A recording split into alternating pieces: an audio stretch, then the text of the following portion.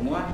Pada video pembelajaran kali ini akan dijelaskan lanjut pada bagian yang kedua, yaitu letak dan penamaan nada pada garis para nada kunci F dan penempatan tanda mula baik kreuz maupun moll pada kunci G dan kunci F. Tujuan pembelajaran pada materi ini yaitu yang pertama, memahami letak dan penamaan nada pada garis para nada kunci F. Yang kedua, mengidentifikasi penempatan tanda kreuz dan tanda moll pada garis para nada kunci G. Yang ketiga, mengidentifikasi penempatan tanda kreuz dan tanda moll pada garis para nada kunci F. Baik, yang pertama saya akan menjelaskan letak dan penamaan nada pada garis para nada kunci F. Pada video pembelajaran bagian pertama sudah dijelaskan tanda kunci G. Bentuk tanda kunci G seperti biola untuk menuliskan nada tinggi, contohnya sopran, mezzo-sopran. Sedangkan kunci F untuk menuliskan nada rendah seperti nada bass. Kita memperhatikan pada gambar untuk titik pusat, titik sentral untuk tanda kunci F berada di garis keempat, dan garis keempat letaknya nada F. Untuk memahami dengan cepat penempatan pada garis pada nada kunci F, pada spasi pertama letaknya nada A, spasi kedua letaknya nada C, spasi ketiga letaknya nada E, dan spasi keempat letaknya nada G. Sedangkan nada yang letaknya pada garis pertama letaknya nada G, pada garis kedua letaknya nada B, pada garis ketiga letaknya nada D, pada garis keempat letaknya nada F, dan pada garis kelima letaknya nada A. Jadi ini letak nada baik di spasi maupun pada garis dalam kunci F. Berikutnya akan dijelaskan letak dan penamaan nada pada garis pada nada kunci F untuk nada yang berada di atas garis bantu dan di bawah garis bantu. Mari kita memperhatikan pada gambar berikut. Berdasarkan gambar, kita memperhatikan letak nada pada garis bantu bagian atas. Yang pertama, letak nada C berada pada not garis bantu pertama, nada D letaknya pada not spasi bantu pertama, nada E letaknya pada not garis bantu kedua, nada F letaknya pada not spasi bantu kedua, nada G letaknya pada not garis bantu ketiga, dan seterusnya. Sedangkan untuk nada yang letaknya pada bagian garis bantu bawah, yang pertama nada E letaknya pada not garis bantu pertama, nada D letaknya pada not spasi bantu pertama, nada C letaknya pada not garis bantu kedua, nada B letaknya pada not spasi bantu kedua, dan nada A letaknya pada not garis bantu ketiga, dan seterusnya. Inilah letak dan penamaan nada pada garis pada nada kunci F. Baik, selanjutnya pada bagian yang kedua akan dijelaskan penempatan tanda kreuz dan tanda moll pada garis para nada kunci G. Langkah yang pertama, harus mengetahui susunan tangga nada, dalam hal ini yaitu tangga nada diatonis mayor berkreuz dari 1 kreuz sampai 7 kreuz. Bagaimana penempatan tanda kreuz dalam garis para nada pada kunci G?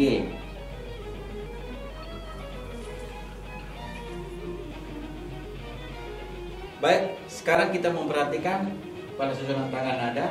Untuk nada ke-7, kita mengambil nada ke-7 pada 1 kreuz sampai 7 kreuz. Kenapa diambil pada nada ke-7? Karena aturan dan syarat dalam menyusun tangga nada diatonis mayor berkreuz, yaitu nada ke-7 dinaikkan setengah dengan menambah akhiran is.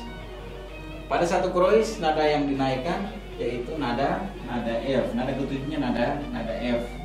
Sedangkan untuk 2 kreuz nada C, 3 kreuz nada G, 4 kreuz nada D, 5 kreuz nada A, 6 kreuz nada E, 7 kreuz nada B. Setelah mengetahui nada yang dinaikkan untuk susunan tangga nada berkreuz, maka kita mengambil nada pertama pada 1 kreuz yaitu nada F. nada kedua nada C, nada ketiga nada G, nada keempat D, nada kelima A, nada keenam E, nada ketujuh B. Untuk penempatan tanda mula berkrois dalam garis pada nada kunci G, maka ada 7 nada dimasukkan ke dalam garis pada nada kunci G. Baik, selanjutnya untuk nada pertama yaitu nada F. Bagaimana penempatan nada F pada garis pada nada kunci G? Yang pertama nada F. Letak nada F sudah dijelaskan pada spasi yaitu F, A, C, E. Ini letak-letak nada dalam garis pada nada yaitu pada spasi. Untuk nada F letaknya pada garis pada nada kunci G ada 2 bagian. Yang pertama pada spasi pertama dan yang kedua pada garis kelima. Kita menggunakan satu format yang selama ini dipelajari dalam konsep musik klasik. Untuk penulisan nada G kita mengambil pada garis kelima. Hingga garis kelima dipasang tanda krois. Ini penempatan satu krois pada garis pada nada kunci G. Kenapa tidak ditempatkan pada spasi pertama? Di spasi pertama juga benar tidak salah. Tapi secara aturan, secara format kita menggunakan format pada bagian atas. Berikut untuk 2 krois nada C. Ketika 1 krois tadi nada F, kalau 2 krois berarti F dengan nada C. 3 krois berarti nada F, C, G. 4 krois berarti nada F, C, G, D. 5 krois dan seterusnya. Penempatan 2 krois berarti F dengan C. F tadi sudah, sekarang menentukan nada berikut yaitu nada C. Letak nada C pada garis pada nada kunci G berada pada spasi ketiga. Untuk penempatan 2 krois tidak boleh sejajar dengan penempatan 1 krois. Selalu berada di sebelah kanan. Untuk nada C tadi berada di spasi ketiga. Ini letak nada C. Selanjutnya untuk 3 krois. Untuk 3 krois yaitu nada G. Untuk nada G letaknya pada garis pada nada. Yang pertama ada pada garis kedua, berikutnya di atas garis kelima. Untuk nada G bisa ditempatkan pada garis kedua dan di atas garis kelima. Kita menggunakan satu format yaitu penempatan nada G berada di atas garis kelima. Letak nada G berada di luar garis spasi. Di garis kedua juga benar tidak salah, tapi kita menggunakan satu format yang berlaku untuk semua secara musik klasik. Berikut yang keempat, 4 krois nada D. Letak nada D dalam garis pada nada berada pada garis keempat. Pada spasi ketiga nada C pada garis nada D. Kita tempatkan tanda krois pada garis keempat. Berikutnya 5 krois nada A. Untuk nada A letaknya pada spasi kedua. Berikutnya 6 krois. 6 krois nada E. Letak nada E pada spasi keempat. Dan yang terakhir untuk 7 krois yaitu nada B. Letak nada B berada pada garis ketiga. Ini penjelasan untuk penempatan tanda mula yaitu tanda krois dari 1 krois sampai 7 krois.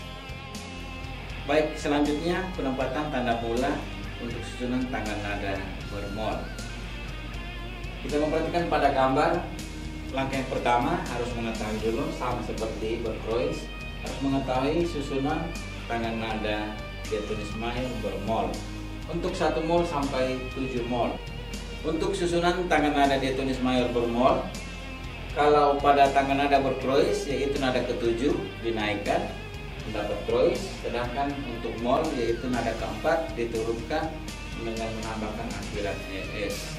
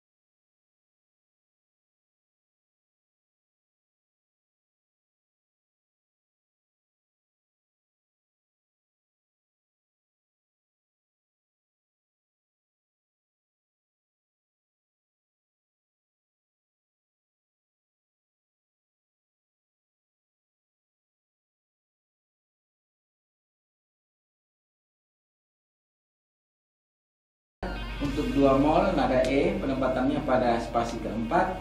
Untuk 3 mol nada A penempatannya pada spasi kedua. Untuk nada D penempatannya pada garis keempat. Dan 5 mol nada G penempatannya pada garis kedua. 6 mol nada C penempatannya pada spasi ketiga. Dan untuk 7 mol nada F penempatannya pada spasi pertama. Sekian penjelasan tentang penempatan tanda krois dan mol pada garis pada nada kunci G.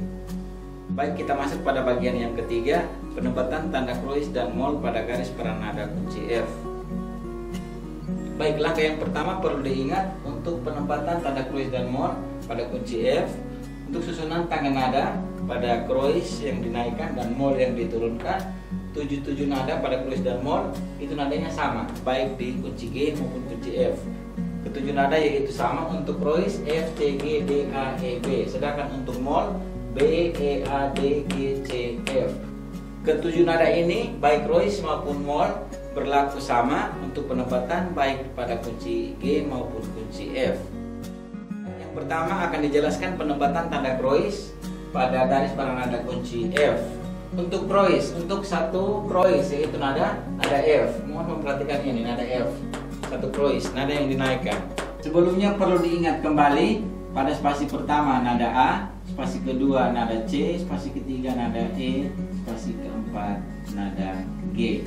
Dan pada garis keempat letaknya nada F. Untuk satu krois nada F, letak nada F berada pada garis keempat, maka tempatkan tanda krois pada garis keempat. Berikut untuk dua krois yaitu nada C, letak nada C pada kunci F yaitu berada pada spasi kedua. Berikutnya akan dijelaskan lanjut untuk penempatan tanda mula bermol. Yang pertama 1 mol yaitu nada B. Kenapa B? Karena pada 1 mol nada yang diturunkan nada B berubah menjadi bes. Yang pertama nada B. Letak nada B pada kunci F. Perlu diingat kembali A, C, E, G. Nada B letaknya pada garis kedua. Berikut nada E, letak nada E berada pada spasi ketiga dan seterusnya. Selanjutnya diberikan kesempatan kepada siswa-siswi untuk mengerjakannya dari rumah. Untuk penempatan tanda mula 3 krois sampai dengan 7 krois dan 3 mol sampai dengan 7 mol pada garis pada nada kunci F. Sekian penjelasan materi pada video pembelajaran ini. Kita menarik kesimpulan untuk letak nada pada garis pada nada kunci F. Perlu diingat kata acek, yaitu spasi pertama nada A, spasi kedua nada C, spasi ketiga nada E, dan spasi keempat nada G. Sedangkan untuk penempatan tanda krois dan tanda mol yang perlu diingat, yang pertama, untuk penempatan tanda krois baik pada kunci G maupun kunci F, untuk tanda krois yang perlu diingat ada 7 nada, yaitu F, C, G, D, A, E, B. Ketujuh nada inilah yang akan ditempatkan pada kunci G dan kunci F untuk berkrois. Sedangkan untuk penempatan tanda mula bermol ada 7 nada tadi, yaitu B, E, A, D, G, C, F. Ketujuh nada ini perlu diingat untuk penempatan tanda mol baik pada kunci G maupun pada kunci F. Sekian penjelasan materi pada video pembelajaran ini. Semoga bisa dipelajari dan dipahami secara baik. Salam sejahtera untuk kita semua. Saya Marani Solademon. Sampai jumpa pada video pembelajaran selanjutnya. This is all we know.